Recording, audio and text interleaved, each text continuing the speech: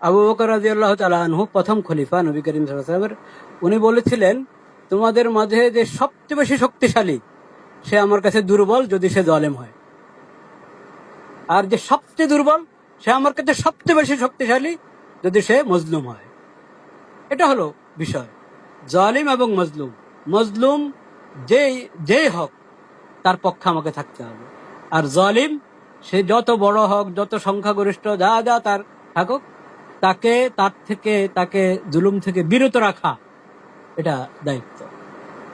তথ্য সন্ত্রাস এটাকে যদি নিয়ন্ত্রণ না করা হয়, তো আমরা সম্প্রীতি ঠিক রাখবো কিভাবে? সম্প্রীতি আছে, তাও এখানে এই, তথ্য সন্ত্রাস করে পেরেশানি করা হবে।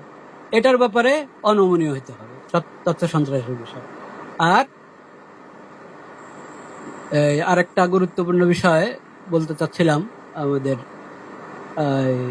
ধর্ম ধর্ম সম্প্রীতির কথা যেটা আছে, ধর্মকে গুলিয়ে ফেলা এটা কিন্তু ধর্ম সম্প্রীতি না। ধর্মের অপব্যাখ্যা, একটা ধর্মে একটা জিনিস নাই, সেটাকে ওই ধর্মের উপরে চাপিয়ে দেওয়া হলো।